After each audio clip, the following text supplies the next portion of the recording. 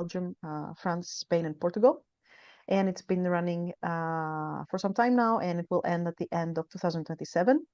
And the goal is to connect local communities through walking arts. So we have a lot of partners, either universities or NGOs, working towards that direction. And in that regard, we also have some online events, which is the one you're attending tonight or today, wherever you are. And yeah, so this is coming from our partner, which is called Walk, Listen, Create. It's the biggest platform on walking arts, and it's co-hosted today by Action Synergy. This is the one I'm coming from. It's an educational NGO. It's based in Athens, Greece, and it has a long expertise in educational projects that merge arts and societies. So yeah, so today the episode is titled, it's the first episode, and it's titled Walking Arts and Mental Health. And it was rather hard to figure out how we're going to take these episodes because we don't believe in the separation of physical and mental health, but we had to start somewhere. And well, we started from this one. So it stems, this whole series stems from our belief that walking arts must be integrated in mental health. We hear a lot about the physiological benefits of walking, like for the body, and then also it comes for the mind. But we believe that it's important to delve deeper into questions around which bodies have access to public space and how mental health affects the walking experience and the possibility for even taking up walking as a practice for some people. So we don't take for granted that all bodies can walk, or even if they want to walk, that they are able to walk. And this is rather important starting point, and we decided this would be the first conversation around it. So today we have with us, it's 4 panelists, and they bring different practices, different perspectives in this conversation. So we have Alexandra Rodriguez, and she's from the United States. And we have Tricia Enns from Canada, Leon Close, I hope I pronounced everything correctly. Also, we have a poll that is coming right to our screens right now. Don't get so bothered. It's just to collect some data. So just click something and yeah, it can proceed. It's just one question. And then we have Alba Saulera from Spain. So how this is going to go is that we will have 5-minute presentation of each speaker. And then we have some questions that was on the topic of accessibility of space to bodies. And we will have a Q&A. Everything is open for you as well. And we will also do something that is not very traditional in our events, but given the topic that we're discussing today, we invite you to meditate together with Leon, who will be performing the title track of his forthcoming album. It's called Empirical Evidence of the Existence of Angels. He will tell us more about it. So it will be like a 12-minute meditative session for whoever wants to stay around at the end. I know I will need to do that because I feel like it's important to be here.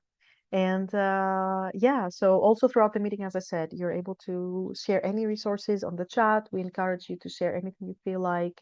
And yeah, so let's hear it first. We can start the presentation. We can start from Alex, maybe. Thank you so much for that introduction, Mary, and I'm so excited to get to be in community with you all today. I know it's different times of day for people here. So to introduce myself, I'm Alex Rodriguez. I'm currently in Florida, so United States. I work with the Center for Arts and Medicine. I'm currently a doctoral candidate in public health, and I've been focusing my research for the past 5 years, so even before this, during my master's, at the intersection of arts and mental health. I really value creative practice. I identify as an artist and as a researcher. I really try to center joy in my work. I think a lot of times, especially in health-based spaces, we see deficit-based approaches, trying to understand what's wrong in order to fix communities. And I really, in my work, try to challenge that and try to lean into strengths-based approaches, try to understand what is already really going well and how can we amplify that. And I also really value community-engaged research, so partnering with communities, not only at the inception point of designing a research question, but also trying to understand what the needs and assets are all the way through disseminating findings. So that's a little bit about kind of my praxis in this work. As it relates to some of the work that I've been up to, so through my partnership with the Center for Arts and Medicine, I've been able to we did some CDC vaccine field guides. So the CDC is our health partner for the nation. And so how artists could be partnered with to help promote vaccine confidence, which was a really neat project. And then we also did a mural study actually here in Gainesville where we had murals across campus to really try to inspire conversation around the vaccine, mobilizing art. And then in addition to that, I've been a National Research and Impact Associate for 1H1 Project's Arts for Everybody campaign, and I can put a link to that in the chat if anybody's interested. And that was an 18 city cohort project. And some of the communities I think actually have a lot of work that relate back to what this initiative is a part of. But the idea was that each community related arts and artists, public health practitioners, and municipal leadership to address hyper-localized issues. And a lot of it actually had to do, a lot of communities focused in on mental health and focused in on connection and the value of connection, which I think are maybe some threads that will be coming up. And then most recently with my work, I have been really focusing in on how policy can really help shape infrastructure and systems level change for our spaces. So I think that really relates a lot to this work as well, thinking about how we're able to scale projects and programs that are working well and really have equitable pay for people who are doing this kind of work.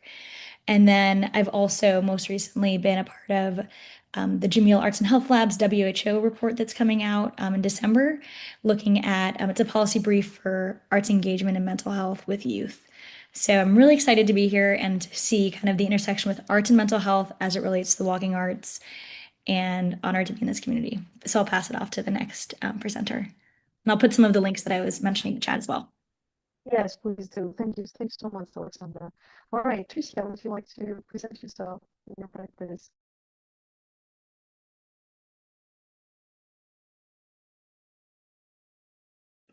Sorry, I couldn't hear what you said. Were you telling You can go telling ahead me to? and present your practice. Okay, I'm gonna assume you're inviting me to go next, so I'm just gonna go for it. Hello everyone. My name is Trisha. I'm joining all of you from Montreal in Canada, Montreal, Quebec. Um, I am more joining you from the artistic practice point of view. Just for a background of why I'm here, I met Andrew at a Walking as Practice residency in Sweden this summer, and he experienced one of my walks that was about sensing your body and how your body is reacting to different spaces and experiences, somatic experiences you're having.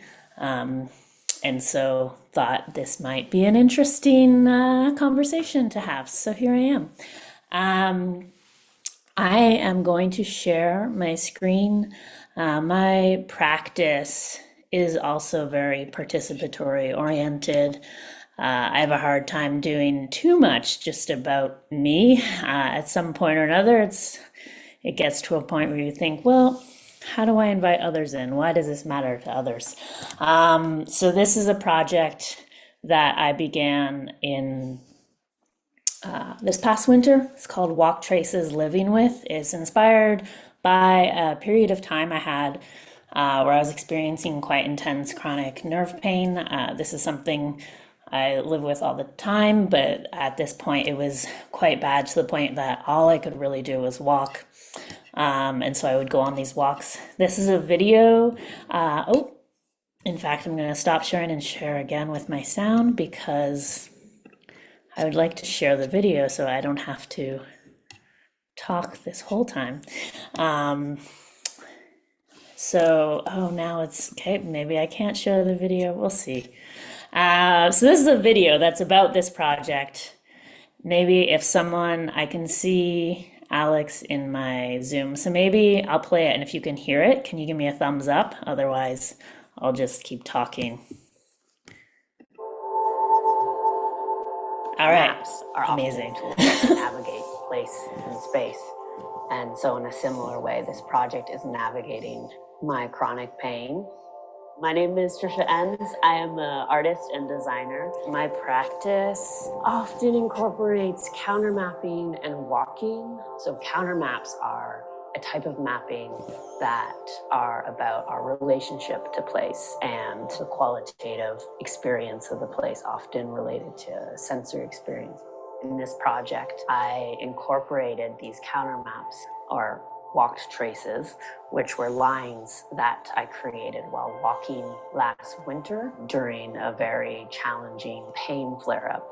Chronic pain or other forms of chronic conditions can feel quite isolating.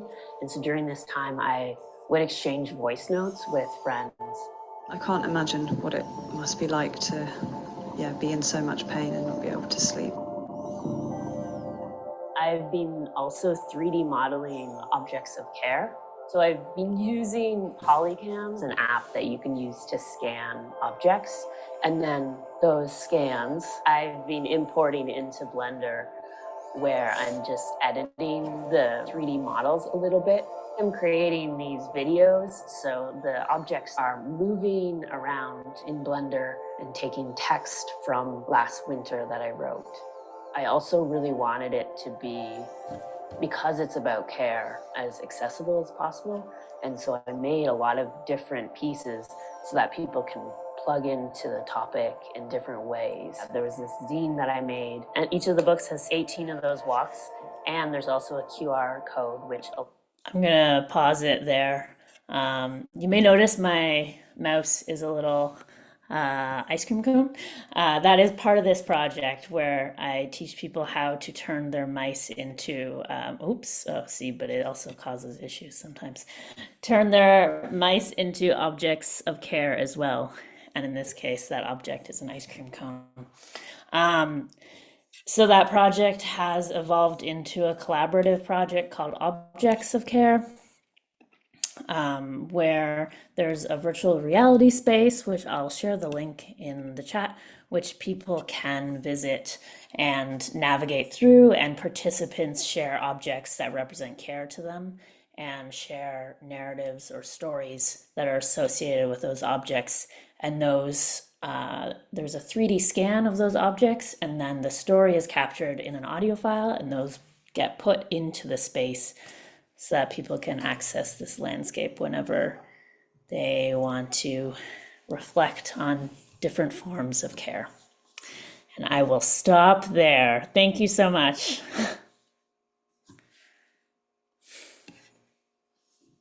Thank you, Trisha. And I was very happy when I saw the ice cream cone. So yes, let's go to Alba now.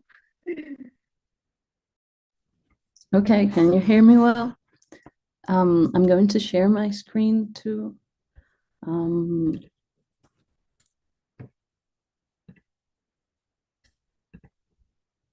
Is this working for you?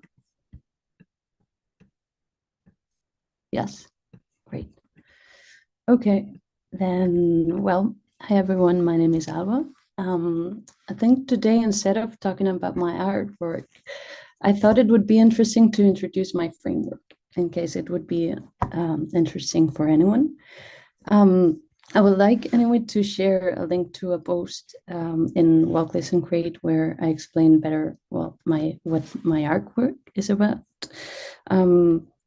Now I don't find the chat, but here it is.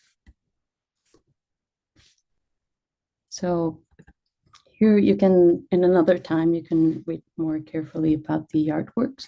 But I think today I'm going to talk about what mud studies are. That's the point of, or the framework of my research.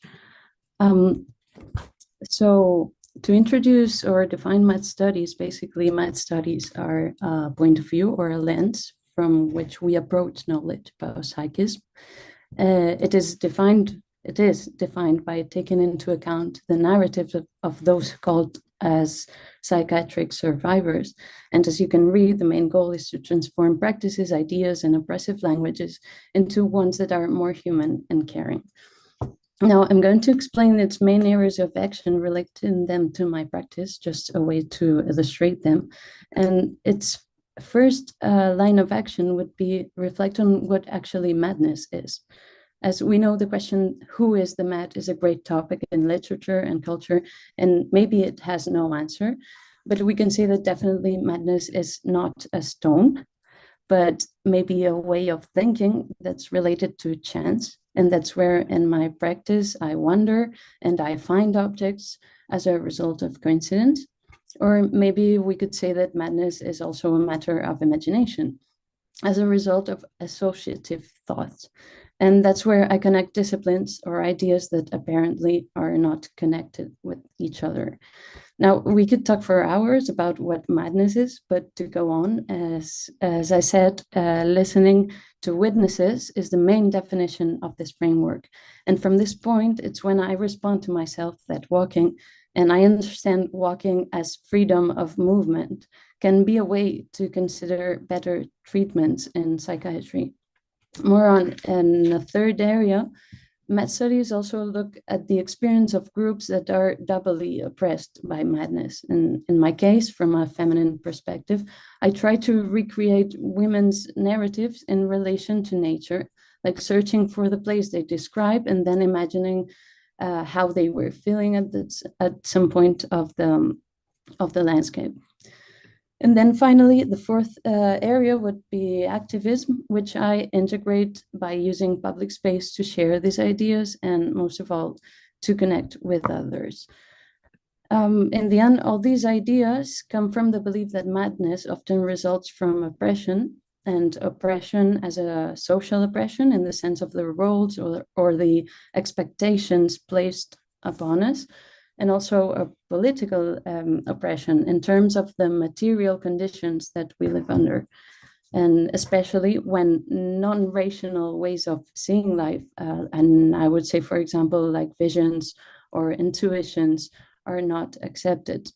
So to close up, and since we are among walk-in artists, I'd like to share with you a recovery tool it was developed by users and that I think it might be interesting for its cartographic sense. That's what we call the Mad Map. And well, I invite you to give to this guide a look. And it's free on the internet, and it was developed by the Icarus project. And well, with this, try to explore the possibilities if a mad map can actually be walked. And well, I think this would be the point. Like if walking can become a way to deal with the oppression of our social interactions. And I think this would be all. Thank you. Thank you, Alba. Yeah, I'm really happy that I think a lot of the people today are introduced to mud studies, and I think it's worth to delve into that and read more. Thank you for bringing this up. And last but definitely not least, let's hear from Leon.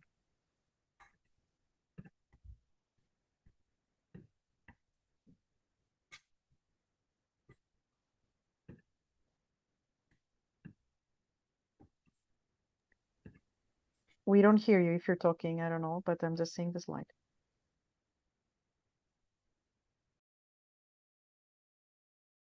That's better. Sorry about that.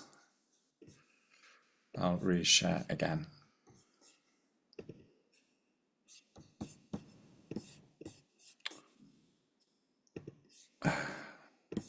Sorry about this.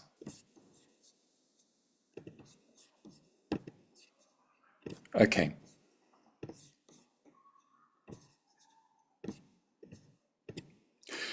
So you can hear me now, yeah?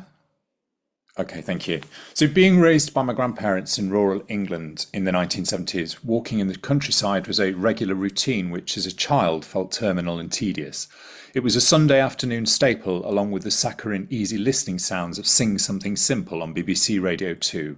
Walks and the sedateness of old people's music epitomised what drew me as a visibly gay adolescent to yearn for the excitement of the capital, London. Yet, long before I found my route into addiction recovery 4 years ago, it was walking this city was the tiny crack of light towards finally learning to look after my mental and physical health. I would walk everywhere to tire myself out and to be in touch with the ground beneath my feet and the urban landscape around me.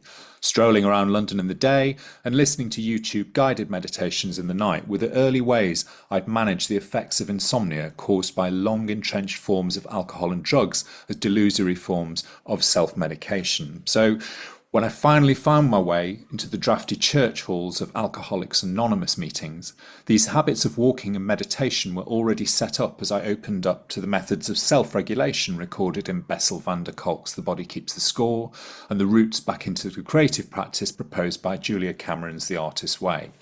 I was ready by that point to start becoming well. I began to learn finally at age 51 about how to care for myself. There's much wisdom to be found for anyone who follows any of the 12-step spiritual programs, the origin of which began 90 years ago. We're all addicts of some form and we've all experienced trauma, as Gabor Mate has so eloquently described. But I'll make another claim though. Making arts work has been, for me and for the many others in addiction recovery I've met through the research I've done in this area via co-founding Performing Recovery magazine, it's an essential part of our recovery. Speaking from personal experience, I'd suggest engaging in arts practice has unlocked answers and helped me heal and repair. In embarking on a new multidisciplinary creative practice, the self-discoveries in the early sobriety and my regular attendance at AA meetings has led to 2 multidisciplinary arts projects which continue to evolve today.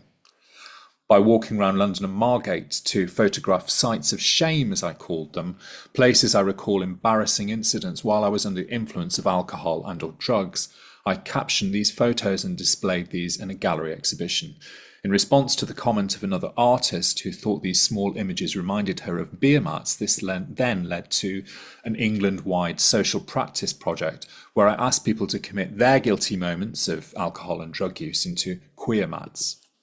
Finally, this became the Alcoholics Tarot, nuanced one-to-one and small group performance exchanges where I have conversations with others about where, in UK drink and drug taking culture, we draw the line between being an addict and having a good time. I give people alcoholic misfortune tellings, and this often leads to quite profound and intimate conversations. The second project, which I'm going to perform as a sort of anti-guided meditation at the end of today's cafe session, is called The Empirical Evidence of the Existence of Angels. During lockdown, I became more fascinated with alternative spiritualities. These worlds were opened up by YouTube, so I set myself an experiment. For 11 days and 11 hours, drawing on the principle that double-figure numbers like 11, 22 are magical master numbers in numerology, I noted the time, place and location when I saw a feather, as I often would on the streets of London or around my flat at home. Now, while these feathers likely originated from the many pigeons that inhabit our city, or were from household cushions, pillows or duvets, I took these symbols to be from angels, nudging me to witness and notice my thought at that time, that moment in time. So you'll hear this later in the Anti-Guided Meditation, which is the title track of my debut album about to be released on Navia Records early next year. The randomness and range of thoughts which populate my head form the text. I'm sure that's the case for many of us, though. Initially, though, this project began as a series of watercolours and word paintings, which you can see in this slide here. And as you'll hear in the finished piece, if you stay to the end of the cafe session, I'll leave my talk here and I'll invite suggestions in our discussion on how this Walking Arts Mindfulness project might be adapted for others to take part in as a social practice project. Thank you for listening. Thank you. Got there at the end with the sound, anyway. Thank you, Liam. Thanks, everybody. I am already so moved by what you're doing, and I will start the conversation with the first question.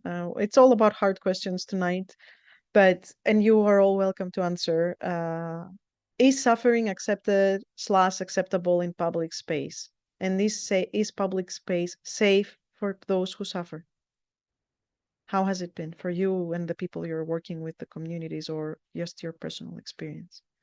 Can you suffer in public? Is it allowed?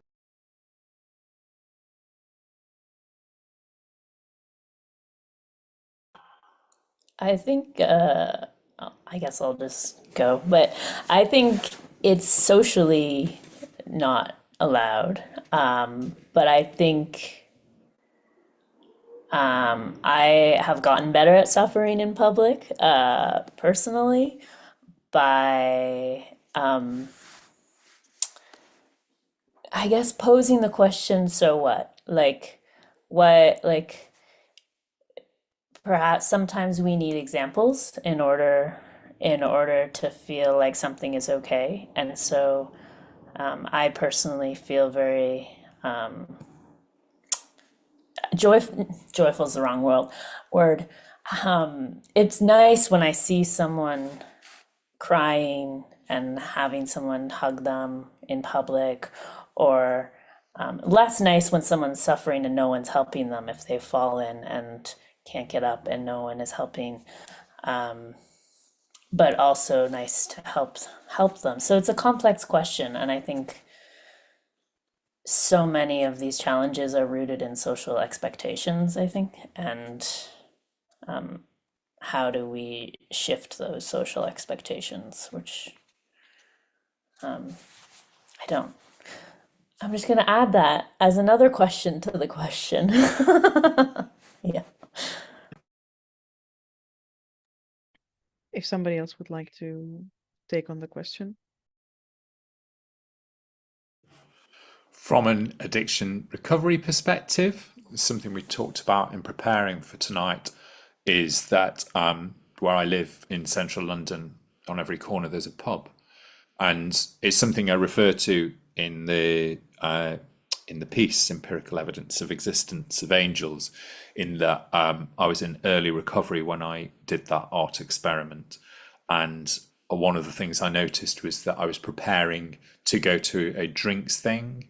So I would ring somebody from AA, and there's that thing of being an outsider, having to have this alternative society that is the recovery rooms, the AA rooms, or the Narcotics Anonymous rooms, or whatever, to find that queer support, really, I suppose, in a way. It's kind of the original safe space. I'd kind of make a claim with AA rooms.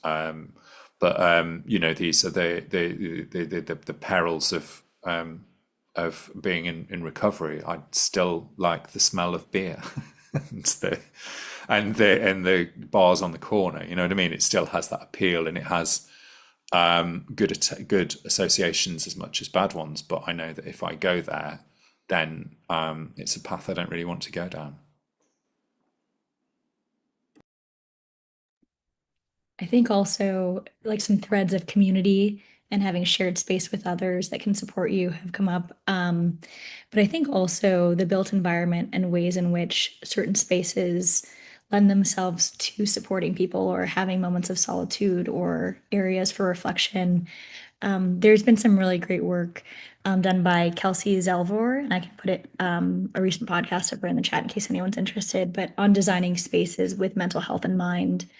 And I think that kind of adds another layer to the environment, kind of building on what Leon was saying as well. Thank you. Yeah, this is actually very good. So it's not only the society, but even the design of a city or a place that is making us be able to suffer in safety, because definitely there are people who suffer, but they're either unseen or unsafe, which is not the way it should be. And the other question is, we talked about suffering in public space, but which bodies are allowed in public space? I think that what Alba brought up about physical restraint, that's limiting access to bodies, and a lot of the times this physical restraint is enforced to those people, is creating bodies that are not able to even use walking arts, because to be able to do walking arts, you cannot do them in your home. You need public space. You need to be either rural area or an urban area. But what do you have to say, Alba, about this? How is it in your research? Sure. Well, I'm going to link the question before with this next one, and as for the question of if public space is safe for suffering people, I think I have to say, first of all, that I'm a first-person speaker, and well, that means I am not diagnosed, but I had this psychotic episode once. So I learned during this 9 last years, like, to recognize the what we call symptoms of what makes me think that I am not good. And I'm going to skip the ones that I had noted, but there is one that is especially delicate, become within public space, that and maybe it's the less common with all of you other people, but is the thing is when every conversation in the street or any advertising in the streets or the writing in the streets has to do with you, and it's a constant judgment. I think this when our public space is oriented to spending money on something and of your personal achievements, I think it's the messages that are constantly receiving that you are constantly receiving are are not oriented to live in a community, and is suffering accepted in public space? Well, of course not, because if all these messages are oriented like to your own responsibility. I mean, I've learned during the last years like to cry in public space, and never ever anyone has come here and say like, what do you need, or do you need to talk, whatever.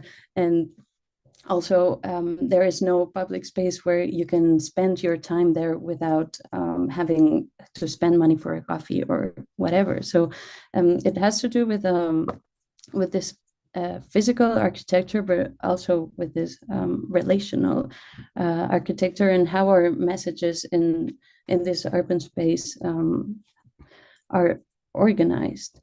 I'm sorry, I think I lost a little bit the question, because I was mixing answers. But in the end, it was a very good and important addition regarding the use of public space. We were going to talk about this also and later. restraint, yeah, well, that's another Yeah, question. but restraint, yeah. Shall I continue? Okay. Regarding restraint, I had written down an anecdote from my internment. That is, of course, we were locked up, and every evening, people who couldn't sleep, or who we couldn't sleep, or we couldn't relax, we walked during hours up and down the corridor, like in circles and in line. And with this image, I just try to say that the need for walking and to move freely, I think, is part of our nature. And I believe that locking up and using physical restraint, it's against nature. And another subject is that it has to do with the human resources, sorry, or economical resources, whatever. But of course, it does not help, in my opinion, to feel less oppressed during a crisis. That a crisis, is like feeling out of the game. If you feel out of the game and they push you to be more outside the game, well, it's double worse. So, of course, one of my intentions and first lines of intention is to try to change that. And I think walking and moving freely is that's why I'm here. Actually, like how to, as Leon said, like how can we perform this displacement and this moving freely in a conscious way? So I think that will be my answer. Maybe it's a little bit obvious, but well, it's what I feel. No, it's not. It's yeah, thanks for bringing this perspective, because I think that the experience of like alcohol, or like how drugs are advertised or used or abused in public space. We were discussing about going for a run on Sunday morning and still smelling all of this like alcohol from the previous night, and then seeing shattered glass, and it's just not an image you want to be, even if you may not be an addict, or an addict in active recovery. Um, and also active addiction, sorry. And the other part is about advertisements and how much they take up space in public space, and how much those enhance ideas of, for example, depression and anxiety about body dysmorphia, and where am I in my life, why don't I have this, why am I not successful enough, or something, anything enough, actually. So the thing is, how are we going to walk, how are we going to continue existing in public space when, like, we were saying the other time that Andrew was like, "Oh yeah, I proposed to having a walk where you would be avoiding the pubs or avoiding the places, and that would be a new other map." But how can we actually, how can we do that? How do people how can people be allowed to use space again? Because a lot of the times it's not also the restraint that is imposed on people, it's also self-restrainment. And I discussed this like personally when I was feeling very agoraphobic. I just restrained myself in my home because it was the safest option for me.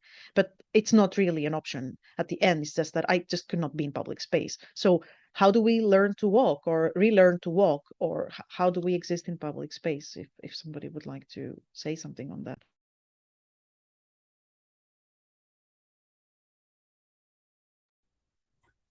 I can answer again, maybe. But just because I think that the thing, I don't know the formula or a receipt, but I think the point is like to feel essential in a community. I wrote down also another anecdote, just as to bring up reflections.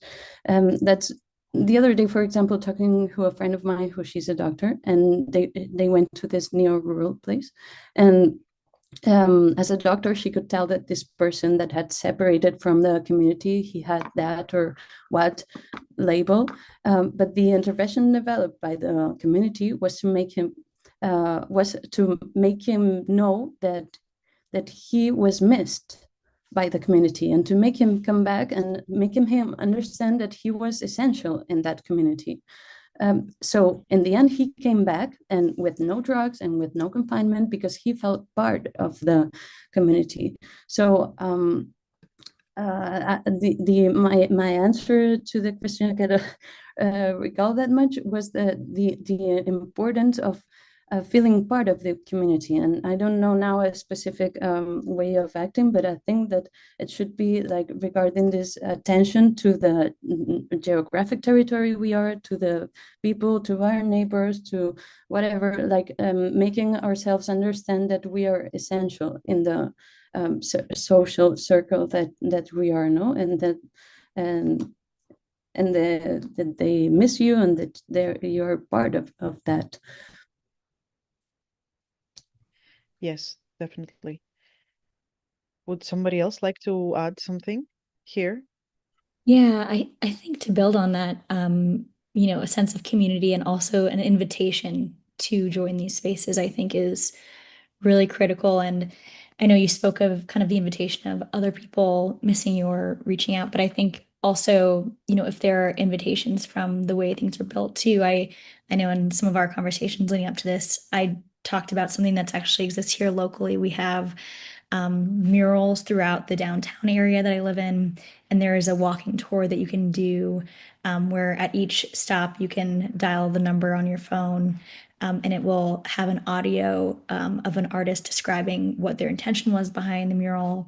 If it was of someone, they might have them on the audio piece as well. And so I think that invitation can come from community physically who are there and might be ready to speak with people, or it can come from things that are set up to make people feel like they are part of something greater.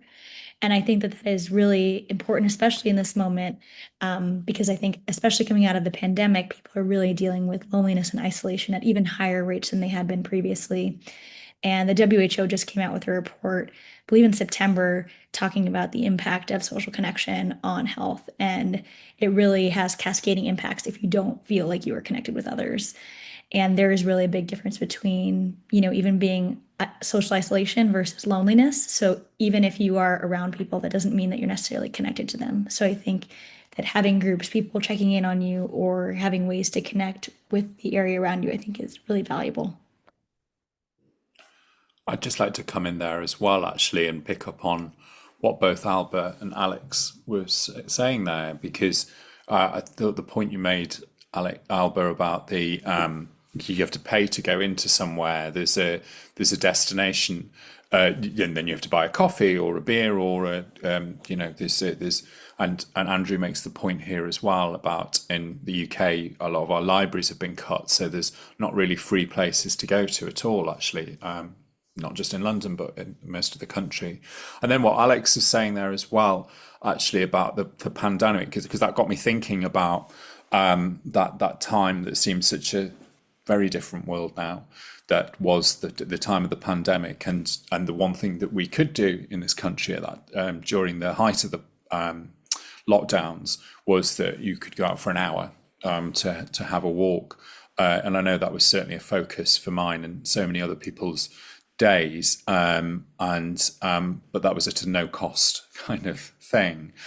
So anybody could do it, and there was nothing open, so nothing could be bought anyway, kind of thing. But it just got me thinking really about how uninclusive that is, how not inclusive that is. That there's a cost to going somewhere. Certainly in this city, it's very hard to leave where I am and go out and not be £20 poorer at the end of it, kind of thing. Yes, definitely. And consumption, it's just well, meaning that you're there, that you're active. I have a toddler, and trying to go out and not spending anything, it just feels crazy, because even they're targeting, like as young as toddlers. So, you cannot escape that from early on. And I like that the conversation went to social isolation and loneliness, as Alex brought up, because well, suffering can add a lot, and it can be a very isolating experience, especially when the suffering is internal. Like we were discussing about the series, that like, yeah, if somebody had a cast on their foot and they were trying to go outside for a walk, then you would understand why they're slower, right? Because they have a cast on their foot, and then you would wait for them. But when they don't have something visible, you just feel like, okay, why are they not running like I am, constantly on the streets, because that's the pace of the city. So otherwise somebody needs to be on the side and just kind of like turn themselves invisible, because they don't have the right to claim that space, because they don't function as the other normative bodies are doing at the time. So especially when the suffering is internal and is invisible, in that sense at least, yeah, it gets even more isolating. And I wanted to bring that then to Trisha, because she engages play also. So we heard about community, we heard about open invitations from arts, right? But also she's bringing a perspective of play, that brings ways of shifting how we relate our experience, and opening for relation to others. So it offers an opportunity to find the common ground, and can be applied in healthcare system or city streets. So yes, in that sense, what role does play in the journey of recovery? Yeah, I think play, even relating to the previous question of wondering how do we re-engage with spaces, I think play is such an important part of that, by like even using play to transform, you can use it to transform mundanity. You can use it to, you could have a space that has, maybe doesn't have murals or whatnot, although I am fortunate to live in a city that does have a lot of murals, but, and kind of see the cracks as like in the walls as lines and maps, and I lead a lot of walking tours that are very playful and ridiculous, and I am fortunate enough to see at the beginning where people are like, wait, you're asking me to do what? And then and they're like, this is ridiculous. But then by the end, they can't stop collecting like debris and like listening to vents and feeling like all these bizarre things. And I think play is such an important tool to invite us to access the child in all of us. And I think it doesn't get as much credit as it deserves in terms of accessing it throughout our lives, because it's not frivolous. It's a really important piece to like move through challenging times, to find connections with others. You know, humor helps us to like better see different perspectives, and I think play is connected in that sense. I feel like I just rambled on because I got excited about play, but yeah, I think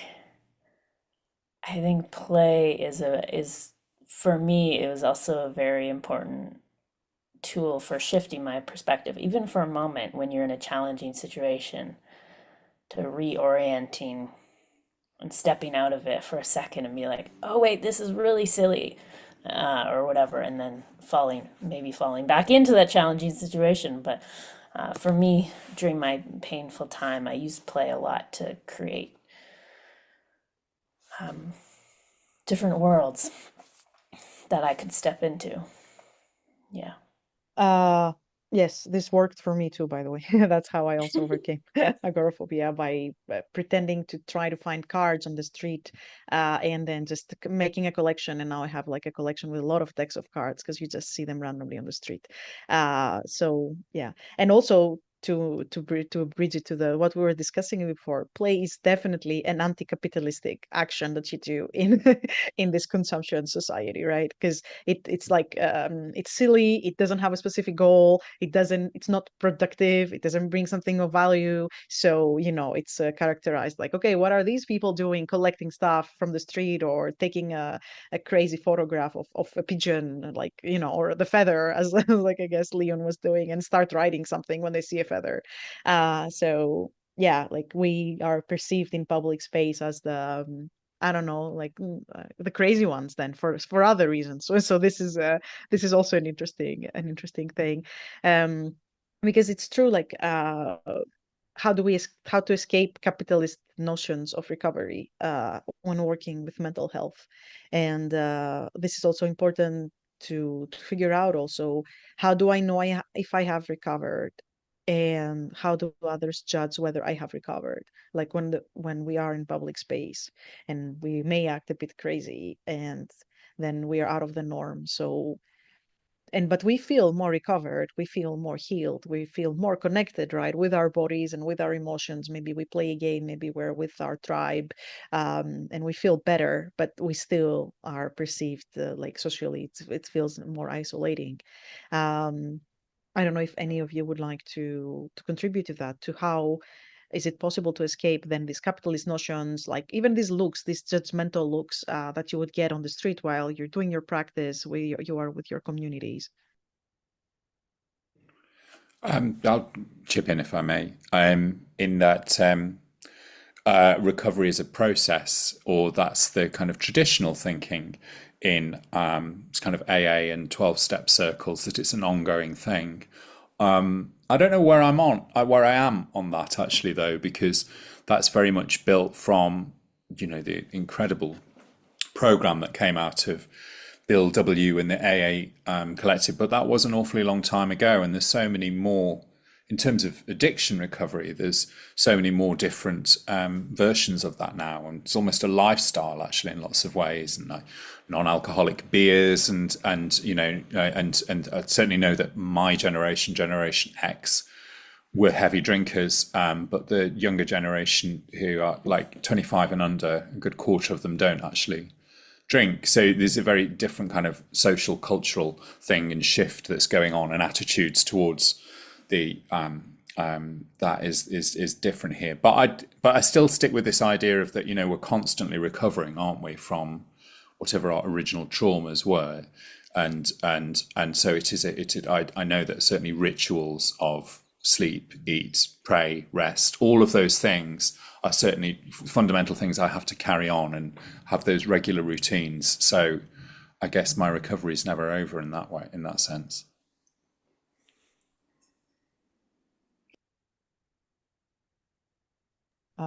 Yes, definitely. It's an ongoing marathon.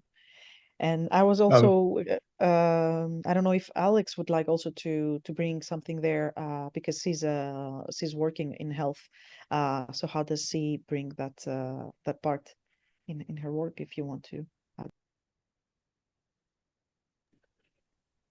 Yeah, I guess I just think so much about some of the data that we've been seeing from our lab about not even just creative practices, but also time spent doing leisure. And I think that that really relates to walking arts more broadly as well. And, there was an epidemiological study that came out in partnership with our lab a few years ago that, so if you're not familiar with that longitudinal cohort study looking at, thousands of people controlling for other variables, and people who engaged in these kind of creative practices or leisure practices over time, over a 10-year period, had a 20% lower odds ratio of developing depression. So, I just also think that these, modalities and practices also really empower people with a resource to, support recovery in ways as well, which I think is really impactful.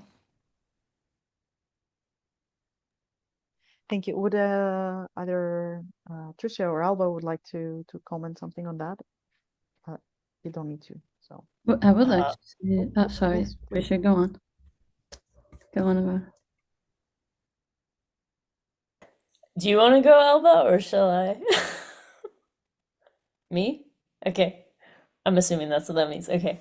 No, I just wanted to, I guess, go back to the point you made about connecting to like these how like play, but also walking as like anti-capitalist point of views, because I do think walking is like an act that can give you like you can it gives to me it gives me so many new experiences without spending any money, and I just go for a walk and I see things change, and I can pause and like really hone in on curious texture of the wall. Or maybe I'm fortunate enough to be an artist, so I get fascinated with things differently than perhaps some people who are less in this world do. But I also think everyone's an artist. But just I think more and more like reflecting on, walking is a free way of moving from one place to another. It's also a way that not everyone has access to, whether it's the mobility in terms of your mobility challenges, but also the color of your skin, the type of sexual orientation, your gender presentation. So many factors indicate how we have access to a space and how we do not. And so with that said, like how do we build cities? Again, going back to the building of it, I used to work as an engineer, so I have that in my head too, is like how do we build these spaces to allow everyone to have access to this like free way of like shifting your perspective and seeing a curiosity. That's not an answer at all, but here I am sharing more thoughts for you. Okay, go Alba, save me. Oh, because my reflection is just a sentence as a way of conclusion. Because yes, I really thought that to escape capitalist notions of recovery, I think we could start by escaping the word mental health, because I think mental health only stands for another way of saying production capacity. And that's why they lock us up, or they separate us from the producers, because we're not like producing as much as we were expected. So maybe the point would be start producing less or non-producing, but not that mental health does not exist at all. Just another way of seeing and being with the world and the community, with no difference and no separation, no segregation, whatever. And then maybe to close, I will rescue your question about how do I know if I've recovered. And I will say that I know I have recovered when I feel that I understand the game, the social game, and then I can play it again, and I can decide if to play it or not play it, but now I'm conscious about that. And it also was important to me realizing that I was angry, and that I was angry about the way I was treated, right? But definitely understanding the game, and because then this way you can decide which way you can play it. This mode of conclusion. Yeah, thank you. That is yeah, that is important to be heard, and it's very profound in the sense that it's questioning all of the things that we have established. Like as you're saying, it's not only the language when we're discussing about mental health struggles, mental well-being, etc. But like I think that if we were turning to more indigenous cultures, we would see even the vocabulary is changing. And it has a positive connotation, and these are just different states of mind and being that they are part of who we are. It's just the continuum between body and mind and cosmos, and that's how it's everything is seen. Because especially with mental health, when we are having all of this psychiatric data and reviews and questionnaires that are ranking, and it's just so hard to get anywhere. Actually, it's just fitting in a box in another box. And yes, a lot of the times people feel comfort knowing that, oh, I have this, or I am diagnosed with something. It provides a sense of relief, because they can then find their own group, right? Because that's what happens. And then they try to find the resources, which is again another community. Um, uh, but it can be a very big trap. So it's important that you also mentioned the mud studies, and that we could also reflect on more critical ways regarding psychiatry. We have approached an hour, and I see the chat is very active, which I'm very happy about. And we are ready to take in questions. We have two questions that are like more open, and we wanted to ask you as well, the audience. So I could go with that, but also please either talk or speak or write in the chat. But there's one question that Leon asked, and he was like, "What are ways that people, in parentheses, in addiction, use walking arts as mindful processes to understand emotions and feelings? What methodologies can be used?" Because here we presented the methodologies that we are using. I'll leave the question in the chat, because we were thinking that tonight is going to be people who are interested in that, and maybe you actually have to teach us something or something to share about some practice regarding walking arts and mindfulness. So yeah, if you have something to share, you can either reply on the chat, or you're welcome to speak out up. I don't see everybody's faces, so yeah, I give you a minute.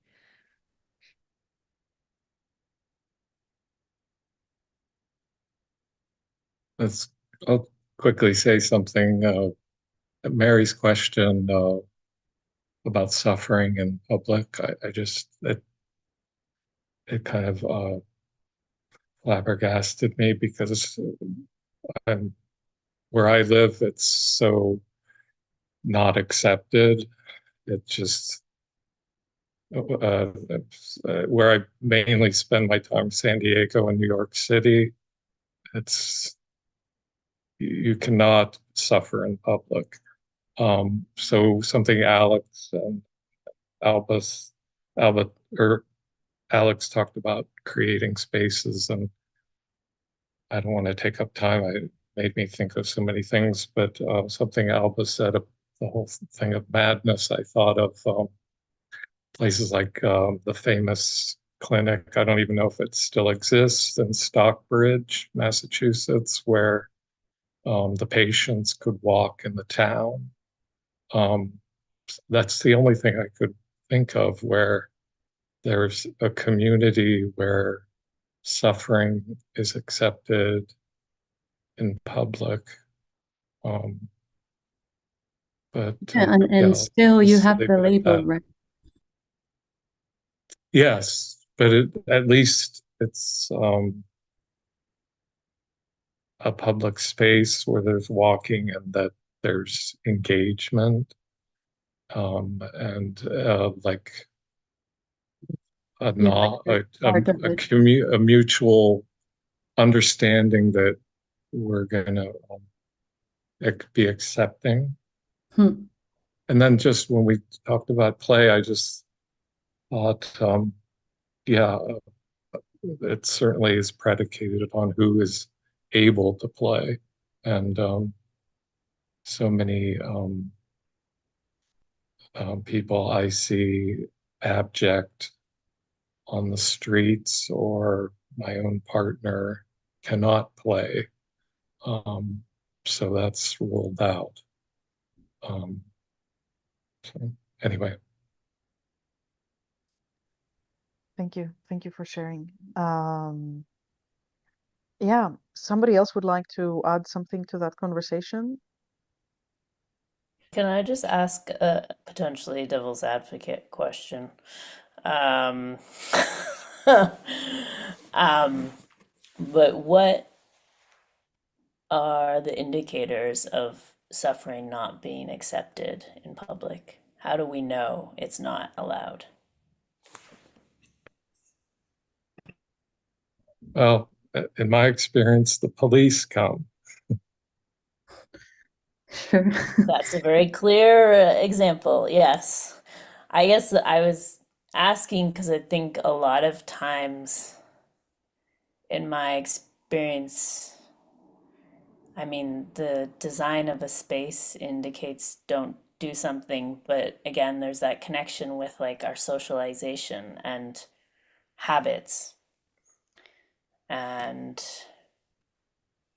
I don't, it's a lot of it has to do with what happens in like what we've been trained to believe to some extent too.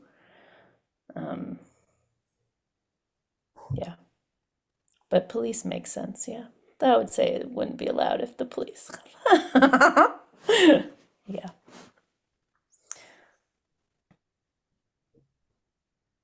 I was going to say something about pilgrimage, which is not obviously. Is it okay to speak?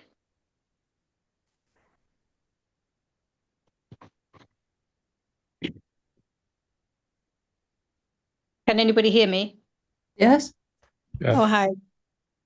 I was just going to say that although pilgrimage is not thought of as directly as walking art, it is quite often referenced in these cafes. And so I just thought I'd say that it's a very well-known space for people to feel more safe with their mental health, what they might perceive as being a different type of mental health to the norm.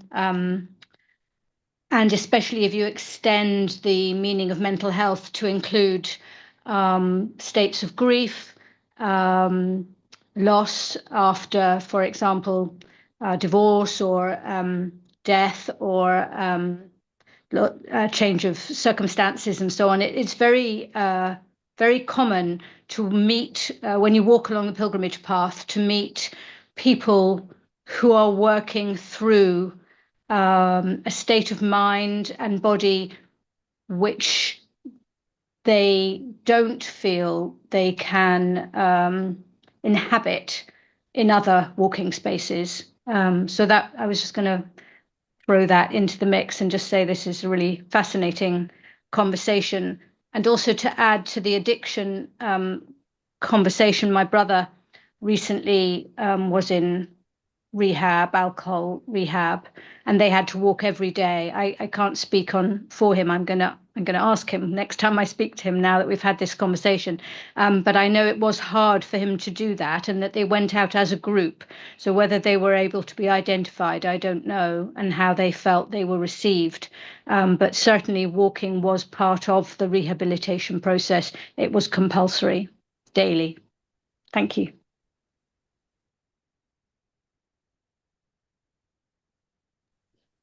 All right. Well, I lost you for a minute. I Zoom didn't comply with all of these heavy things, so it took me out. But I'm glad that the conversation is continuing. And were there any questions in the chat, or would somebody like to express a question or maybe a personal experience or anything that you would like to share? Yeah, I've got something kind of building on a bit of kind of what Tamsin was talking about, really. My practice, I do really specific walks, which are almost like personal pilgrimages. And I keep the data of the steps that I take on those and then rewalk them as drawings. So I either walk them as physically the size of my body, as a round and round drawing, or as tiny little pinpricks, so that it's a very meditative process to be able to get back into that state of kind of there's a particular calmness, and I have different mental health things going on. And that's the bit where my calm comes in. So it's kind of keeping that walk and then taking that time again from that walk to repeat it again and again and again. And I think it's quite an interesting thing of the actual process of making and translating sometimes the walks that different artists make. And I'm very process based, very play based as well. So it's that kind of using either found materials to play with, to make afterwards, that almost become like these sort of transitional objects from one place to another. And I think that sort of kind of embodying all those things together is quite an exciting way to kind of extend that walk or express it in some way. Thank you. I like that. If you have if anything that we could see online, you can share, Jenny, like from your art. Yeah, and I also had another question written, which was for the audience again, and I am just going to put it out there because we have touched upon it, but we haven't used the word, this kind of wording, which I also think it's important that walking outside is a way of reclaiming our sense of belonging. And I think that when walking arts is seen not only for the physiological positive effects that it most definitely has, blood circulation, etc., or mind, but it actually is seen as people claiming the public space and their ability to be in public space and coexist and feel and act and be either positive or negative or all the rainbow of emotions is allowed to be felt, then walking art is going to be better integrated into mental health practice. This was supposed to be a question, but I really think that we have already achieved this part of our conclusion to our talk, that it would definitely help. And if you have more comments, I'd be very happy to. Sorry, Greg, again, I'll just quickly say that the walking as, although I agree with that proposition, where I live, walking as a belonging, this is car culture. There's nobody on the sidewalks where I live. There's nobody that, like, walking is like not almost an accepted way of belonging. And why that is beyond the scope of this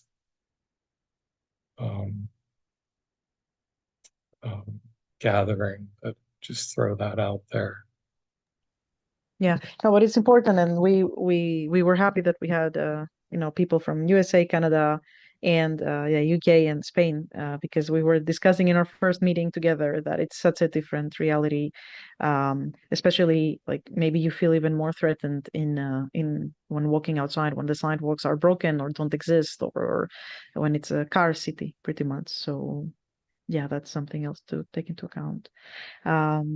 Let us know if there's any more questions or comments or anything you'd like to share. Otherwise, we're going to go to a meditative state, thanks to Leon.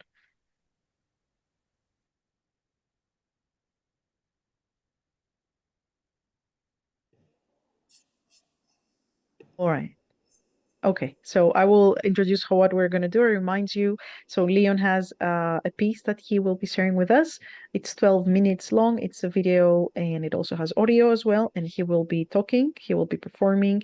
So you're welcome to stay or leave at any time. But we wanted to close up in this way after this discussion. I'm really happy you were here, and that we talked in the chat. It's the first time I talked so much on an event, so I'm happy for that. Thank you for being here, and thank you for caring and for trying and for showing up. not just here in general. And yeah, I'll pass it on to Leon. Mary, a huge thank you to you, and to Albert, Tricia, Alex, and Andrew, just for putting everything together today. I'm just going to first of all check. I know I did check this before, but can people give me a thumbs up just to let me know that you can hear? I'm just going to play a little bit of this towards the end. Can you hear the music? Can you hear music? Can you let me know? I can hear it. That's cool. Great. Okay. It would just be a terrible. It starts quite slowly. So yeah. So I will begin.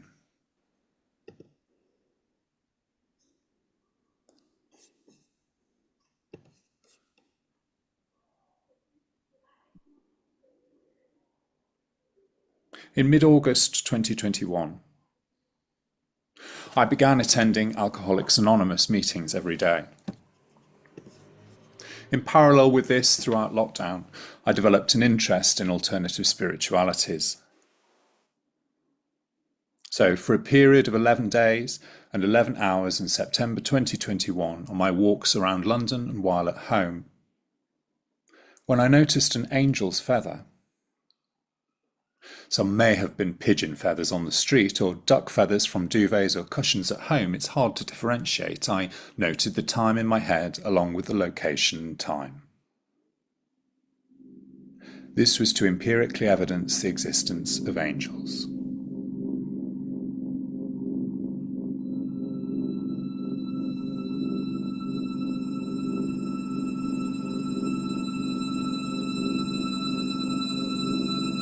Tuesday, 7th of September, 2021. 1200 Longacre. I'm into astrology and all that shit. 1500 Trafalgar Square. Please don't be nice to me, as I will start crying.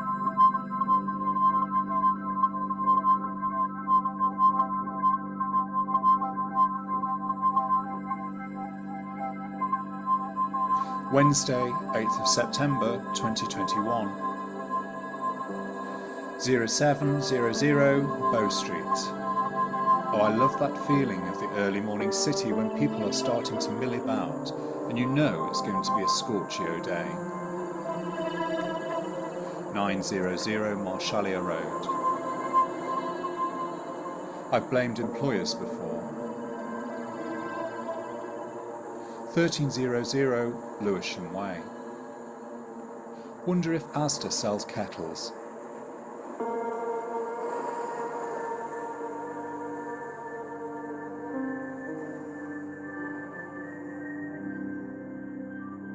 Thursday, 9th of September 2021. 1000 Kingsway. It was the finest, it was the finest, it was the finest in the world. Lottie Lenya singing Bilbao song. 10:32 Lewisham DLR station.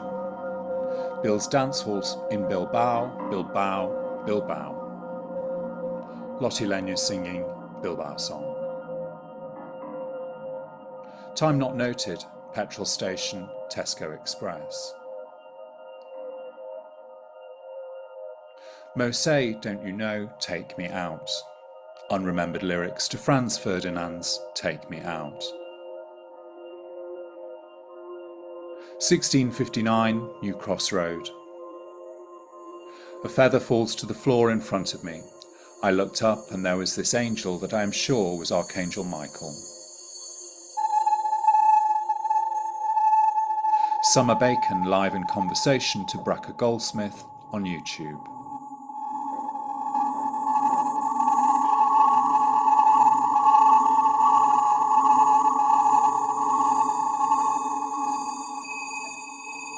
Friday, 10th of September, 2021.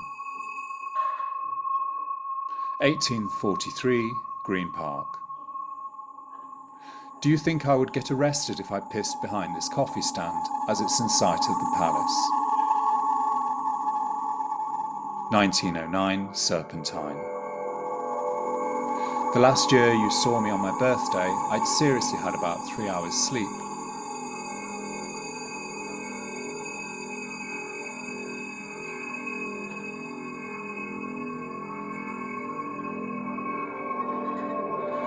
Saturday, 11th of September 2021. 0019 my bed, found as I pulled back the duvet. I wasn't thinking anything. 0856 Shaftesbury Avenue. I've got this dis-ease. 11:51 Lewisham DLR station entrance. I feel uncomfortable that I should want to know what it was like to be in his skin, to think I don't feel appalled or disgusted about that or him, and that I feel I should. 12:00 outside Lewisham Retail Park. I really need to meditate.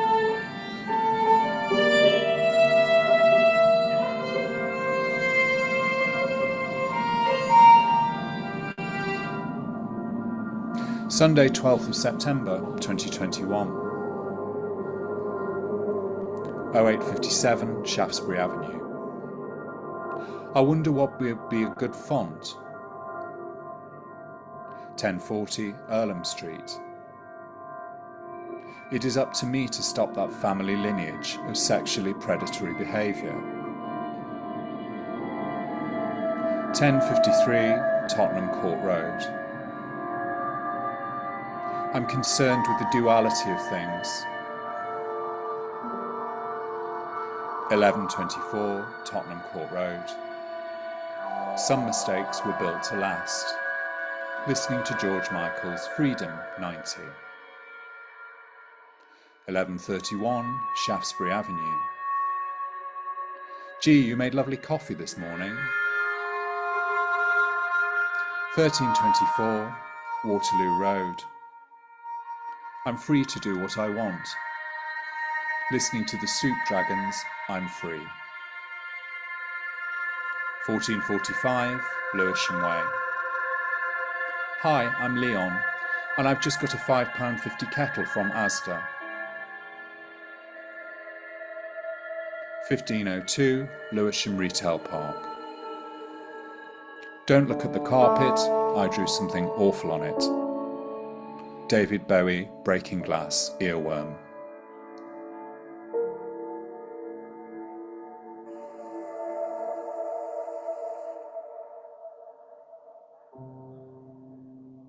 Monday, 13th of September 2021. 12:37 Waterloo Road. We're alcoholics, of course we are in our own heads. 12:56 New Kent Road. I mean, 51 and to be thinking about risk-taking behaviours. 1843 Waterloo Station Toilets. Not quite hitting the high notes, that's all I'm saying. 22:59 Home Living Room Floor. Fear is at the beginning. Watching Akuta Bhava Das on YouTube.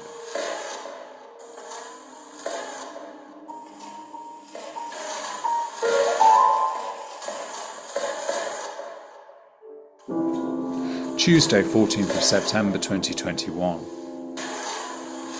09:39 Home Bedroom Floor. No thanks, I really don't want cocaine. No good for me. 12:41 Fleet Street. Anyway, I don't have to justify this. It is what it is, I am what I am, and that's what I'm doing about it. 14:38 The Cut. Last time I went there, Jay was visiting and I went back for a beer after my jab. 1725 Bayliss Road. Yes, well, maybe they're right about that, just maybe. 1759 Bayliss Road. Must remember to call someone from AA before I go to those preview drinks on Thursday, so I'm prepared. 1830 Old Kent Road. I'm going to be in by about 9:30. I hope that's not going to get in your way.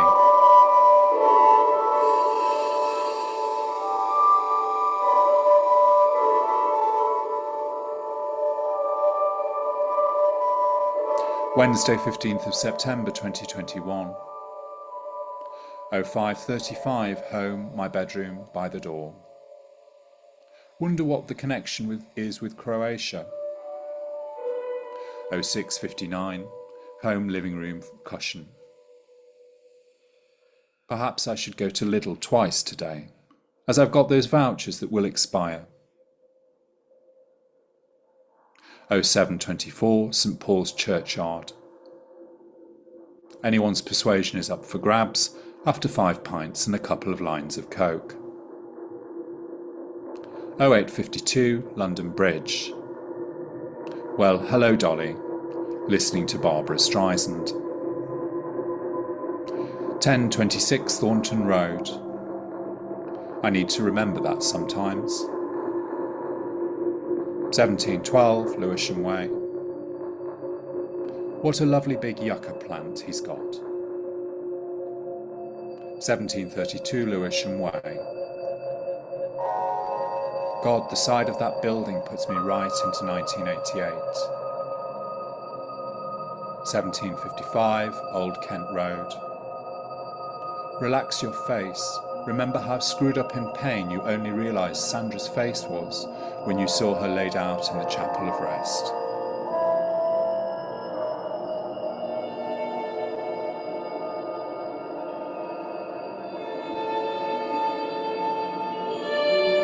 Thursday, 16th of September 2021. 07:30, home, living room, appears in the air. Honey, I've just seen an angel. Watching Suzanne Greisman giving a YouTube talk, Archangel Michael is real. This story leaves no doubt. 11:28, home, living room, under the sofa. Thanks, honey. Let's see how I get on finding homes for my stuff. WhatsApp message from E to me. At 12:11, bedroom, bottom of mattress. To be honest, I don't really want to go. 20:58, Ludgate Hill. What started as terrible turned out to what could possibly be one of the most beautiful days of my life.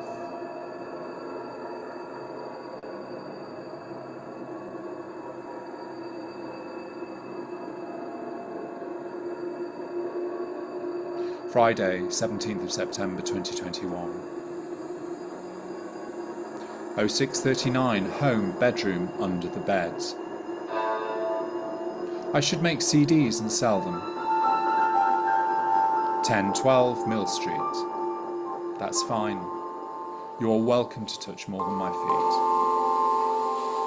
10:21, Jamaica Road.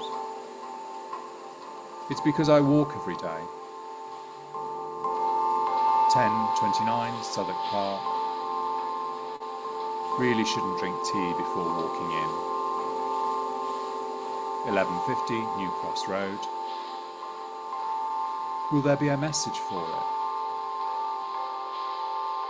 21:30, Russell Street. I don't know where I'm going.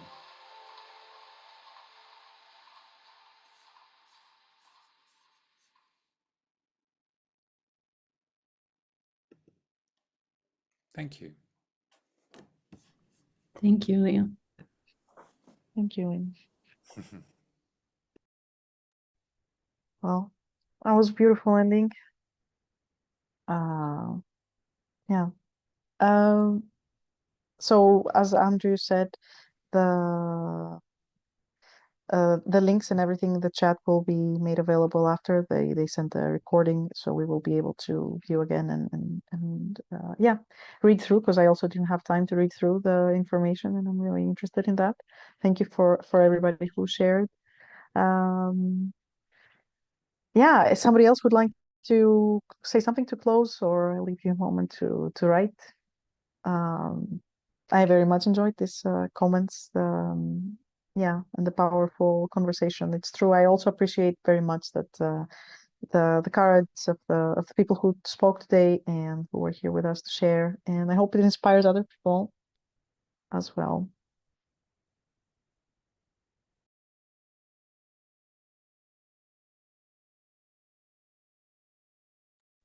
All right, so I will leave this to Andrew then to close it up. Well, thanks, Mary, and thanks to our panel guests. All I'm going to say is that we're going to stop the recording. We're going to stop the live stream, and we're going to keep running the room until the last person leaves, so that if anyone wants to continue the conversation, they may.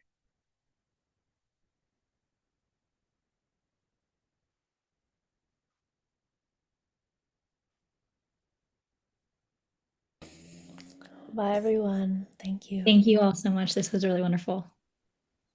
Thanks very much. It's been really great. Thanks a lot. Thanks for asking me. Thank you. Thank you very much.